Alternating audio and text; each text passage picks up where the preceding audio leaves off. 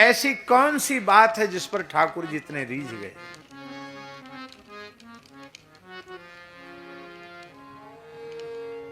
न जाने कौन से गुण पर दयानिधि रीझ जाते हैं।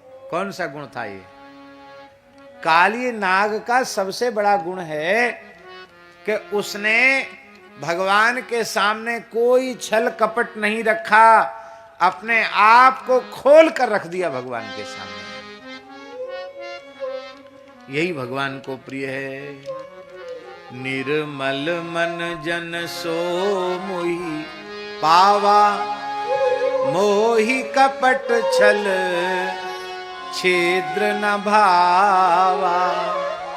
ये इसकी सबसे बड़ी विशेषता है।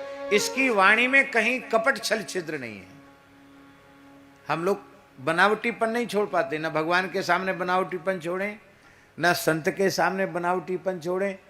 संसार के सामने तो बनावटीपन रहता ही है। हरि गुरु संतों के सामने भी हम बनावटीपन ही प्रदर्शित करते हैं, असलियत उनके सामने नहीं रखते हैं। हम जैसे हैं नहीं वैसा अपने आप को उनके सामने प्रमाणित करते हैं। अरे भाई, ठाकुर जी से कुछ छिपा हुआ है क्या? जब छिपा हुआ नहीं है तो आप कैसे प्रमाणित करोगे?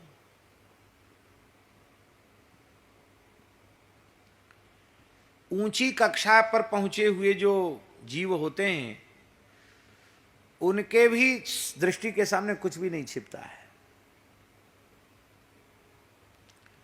स्मरण नहीं करना चाहिए, फिर भी मैं स्मरण कर रहा हूं। हमारे शरीर की जन्मदात्री माता अस्वस्थ थी, माता जी। तो एक नर्स और एक डॉक्टर उनकी चिकित्सा करने आते थे। वृंदावन में ही निवास करती थी वो।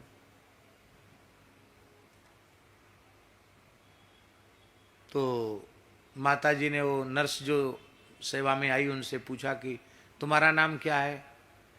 तो नर्स बोली, मेरा नाम है राधे। क्या नाम है? राधे। अब देखो, बहुत ध्यान से सुने, बहुत सामान्य सी बात है लेकिन उसमें संदेश बहुत गहरा है। तो माता जी ने कहा कि तुम झूठ क्यों बोलती हो? तुम्हारी लड़की का नाम है राधे, तुम्हारा नाम तो ममता है, तुम झूठ क्यों बोलती हो? उसे बड़ा आश्चर्य हुआ कि मैं पहली बार आई हूं, किसी से मेरी बातचीत भी नहीं हुई, मैं सबको अपना नाम राधे बताती हूं, इनको कैसे पता चल गया ममता नाम मेरा है? तो उन्होंने सोचा शायद पिताजी को बता दिया हो मैंने। पिताजी से पूछा, बोले नहीं, तुमसे तो बात ही नहीं हमारी हुई। तो किसी को बताया नहीं, इनको कैसे पता चल गया? तो उसने माताजी से कहा कि माताजी, मैं इसलिए अपना नाम राधे बताती हूँ कि मरीज बार बार नाम लेके बुलाते ना नर्स को, तो राधे राधे बोले तो कम से कम भजन हो जाएगा।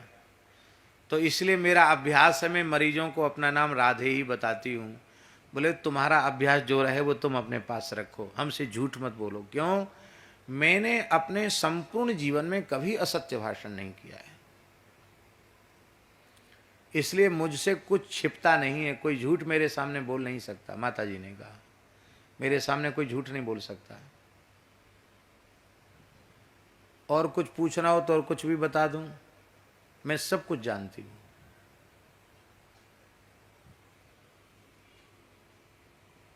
तो बोले हम तो इसलिए आपको राधे बताए कि आप बुलाएंगी तो राधे कह के बुलाएंगी। तो उन्होंने कहा, श्री सीताराम श्री सीताराम श्री सीताराम में निरंतर जपती हूँ, तू मेरी नाम जप की निष्ठा को परिवर्तित करना चाहती है? मैं तो जो जपती हूँ शुरू से वही जपूंगी, और वही वो जपती रही। और ऐसी विलक्षण विलक्षण घटनाएं उनके भगवत धाम प्रयाण के समय घटी जो आज के भौतिक युग में कोई विश्वास नहीं कर सकता। विश्वास ही नहीं कर सकता कैसी घटनाएं घट सकती हैं क्या इस युग में।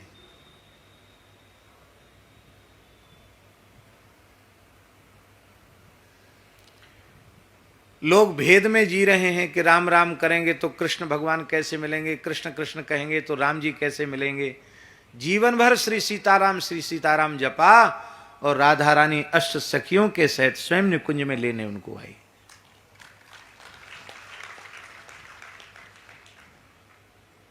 एक घटना तो ऐसी है, विलक्षण घटना, ये मुश्किल से भगवत धाम जाने के 1 महीने पूर्व की घटना होगी।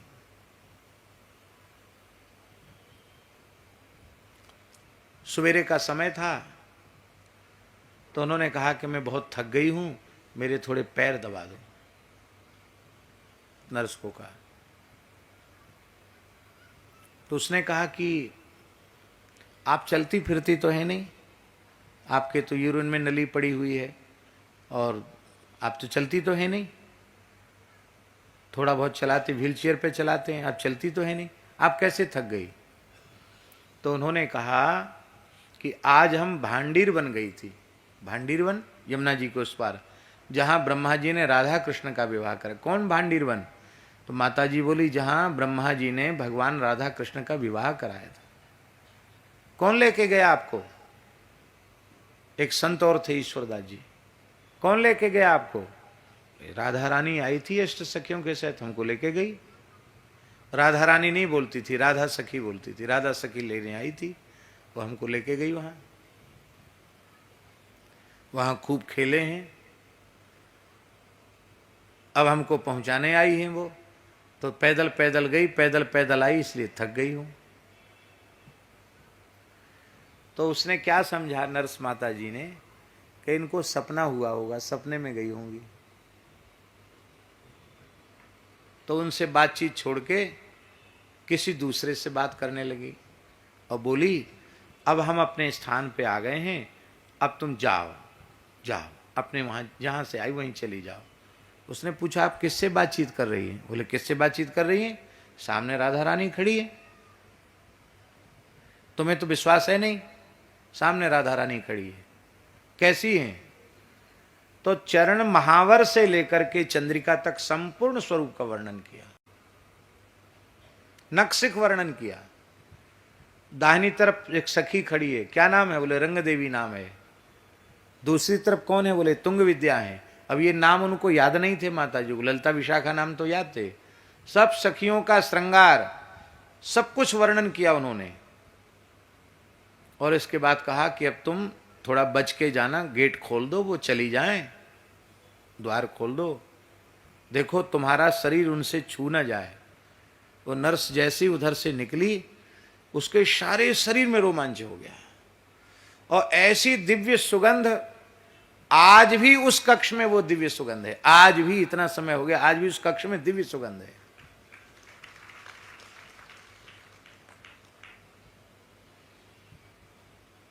वो खोल दिया उन्होंने फाटक, सिटकनी खोल दी।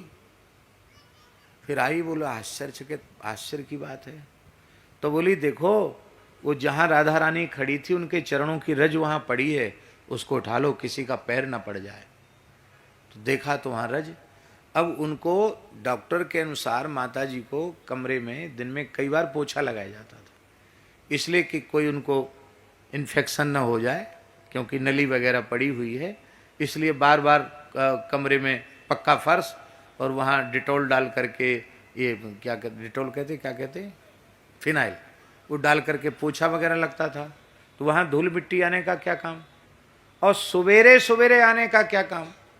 तो वहाँ देखी तो वहाँ बहुत सुंदर रज वहाँ पड़ी थी।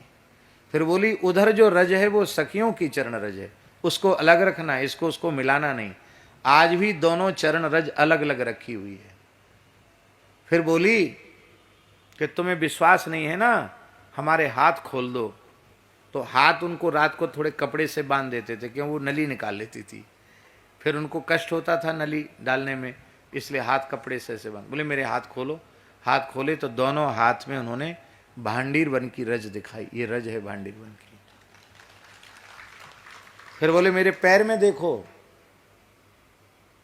तो पैर में जैसे कोई धूल मिट्टी में चल के आता है, यहां तक पैर में रज लगी थी। बोले, देखो मैं झूठ नहीं बोलती, इसलिए हमारी बात पर विश्वास किया करो, नहीं नुकसान हो जाएगा।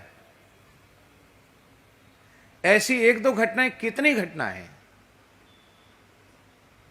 और अंतिम क्षण तक भगवत स्मृति, अंतिम क्षण तक, अंतिम श्वास तक पूर्ण चेतना और भगवत स्मृति। हमारी गोद में ही प्राण त्यागे उन्होंने।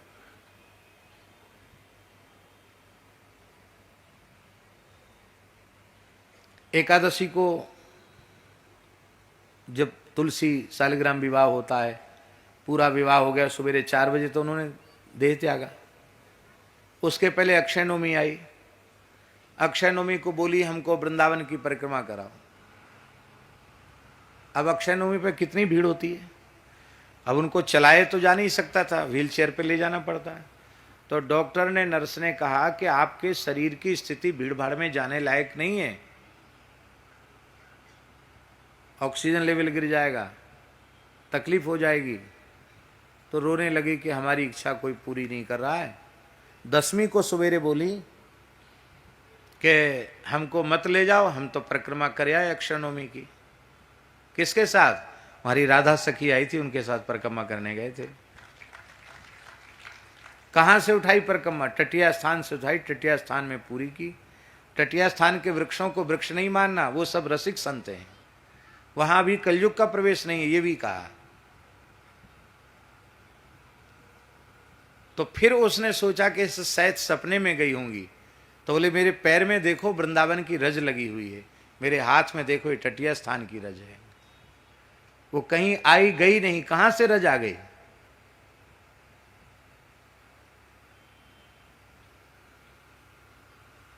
लोग कहते भगवान का दर्शन नहीं होता, भगवान का दर्शन नहीं होता। ये कितने दिन पुरानी बात है, अभी कार्तिक महीने की बात है। कितने महीने हुए? कार्तिक, अगहन, पूस, 2 महीना पुरानी बात है। बस बात इतनी सी है शर्मा जी, जीवन में सच्चाई होनी चाहिए, छल कपट नहीं होना चाहिए। ये बात थी, एकदम खुला हुआ हृदय था, छिपाव दुराव बिल्कुल नहीं था। और यही बात भगवान को प्रिय लगती है। मोहि कपट छल छिद्र न भावा। और हम लोग छिपाव दुराव में जीते हैं, बनावटीपन में जीते हैं, इसलिए धोखे में रह जाते हैं।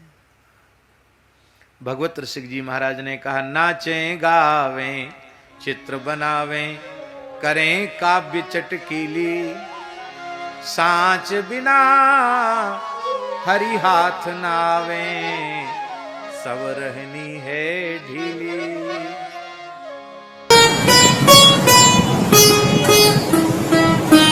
श्री सीताराम प्रतिदिन सत्संग एवं दर्शन के लिए श्री महाराज जी के ऑफिशियल चैनल को जरूर सब्सक्राइब करें।